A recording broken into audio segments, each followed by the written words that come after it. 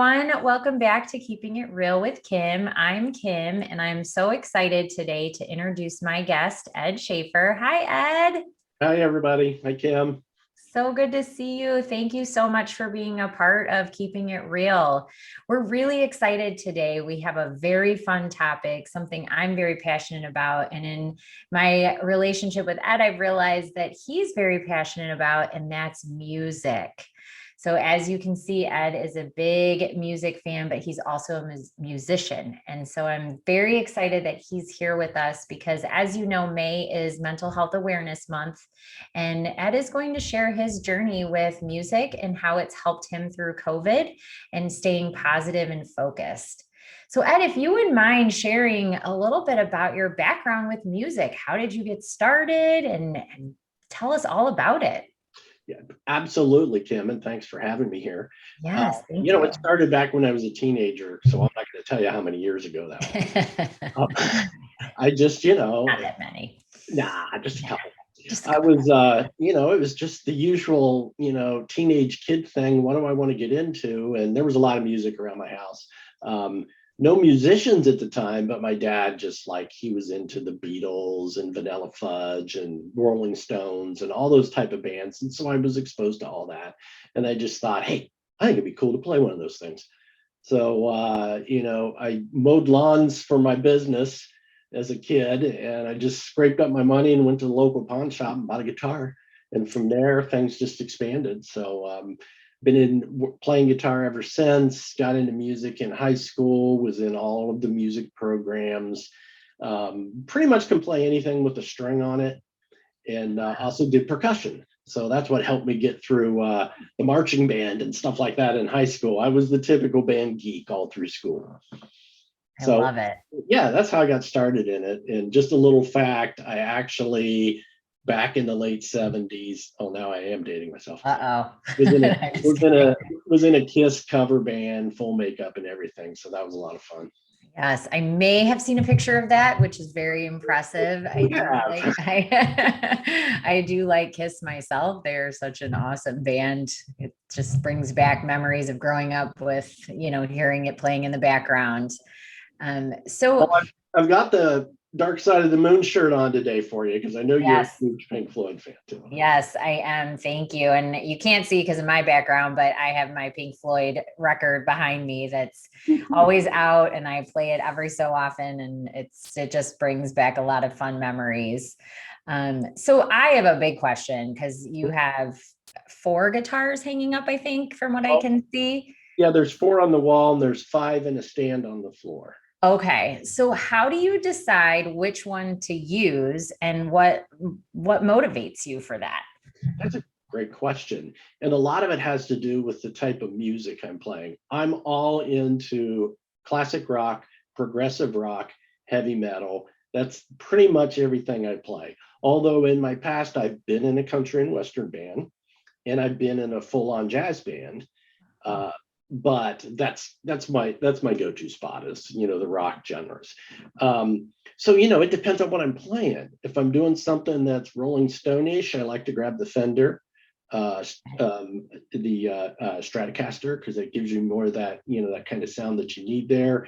If I'm leaning towards the heavy metal stuff, I'm probably going to grab one of the I've got an Ibanez Paul Stanley signature guitars. So if I'm doing some Kiss stuff, I'm going to grab that.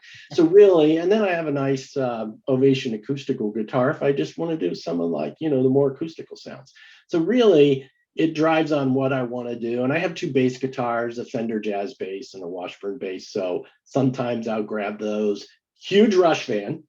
So if Yes. I'm in the whole, I want to do some Geddy Lee playing, the bass man and front singer for Rush. For those few people that don't know that, I'll grab the Fender Jazz bass because it's his model. So Okay. that's how I decide which one I'm going to grab. That's awesome. I love guitar, but I did not know that you could use different guitars for different, music that you play. So that's incredible. With COVID, you and I have talked a little bit about, how challenging it's been. We're all stuck at home, as everyone knows. How has music helped you get through those times? So it's been a double-edged sword for me through COVID, actually, to be honest with you. So as you can see, this is my at-home office. On one side, it's an office. I have a desk set up. I've got everything I need. On the other side, it's music, it's guitars. And I gotta admit, I was not a type of person that liked to work from home. Just, I'd rather be there in the office with the excitement and the people.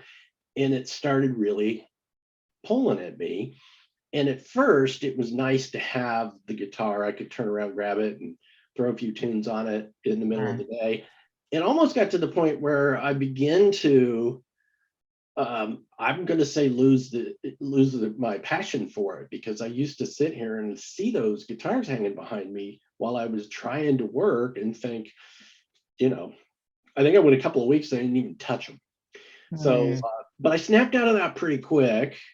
Unfortunately, not to get too dark, but during this whole COVID period, I lost my mom too, to cancer, not to COVID, but that probably didn't help to get through the whole situation. But I got to say, I woke up to it. One day I was just sitting here, and it was the middle of the work day. Things weren't going the way that I wanted them to, like a lot of people happens during a work day. And my mind was just drenched in this whole still working from home COVID thing. And I just reached over and grabbed one and I started playing. And I think it was like 2-3 hours later, I put it back down, and I thought, oh, I better get caught up on work. Those emails piled up. Yeah, I know there's a lot of people at Alta that are on LinkedIn that like to see watch things. So guys, I don't do that every day. I know my boss is out there. It was one time. It was meant relief for me. So it has been a help. Not just playing, but listening to music too. There's so many different bands, and I could get deep with the Rush lyrics of Neil Peart, but I won't do that. But there's it's, to me, it's more the music than anything, but sometimes it's the lyrics behind it too. As you know, Pink Floyd has some things that can be pretty heavy and meaningful in the lyric area too. So sometimes it kind of helps you to get through things. Yeah, I agree. And I'm sorry about your mom. I know that was a big loss. And so definitely thinking about you for that. And, it's so inspiring to hear that while your passion, you were a little unmotivated to use it during the beginning of COVID, because that was a really shock, I think, for most people that, oh my gosh, this is our world. We're locked in our houses. But the fact that you picked it back up, that is huge. And that's, the message that Ed and I were hoping to share with our LinkedIn community is, while it may not always be what the first thing you do, but know that your passion will always be there for you to get you through the rough times. Absolutely. And Ed, this was incredible. Thank you so much for being a guest. I think that we should do another session where you play your guitar. Okay. Just saying. We'll get that scheduled. But thank you, Kim, for inviting me on with you. It's always a pleasure, and I always love watching your sessions out there. Oh, thanks, Ed. I appreciate it. And for all of you watching, I hope you enjoyed. And remember, stick with your passion and know that there are individuals out there willing to support you and cheer you on. Absolutely. Thanks again, Ed, and everyone have a great day. Take care, everybody.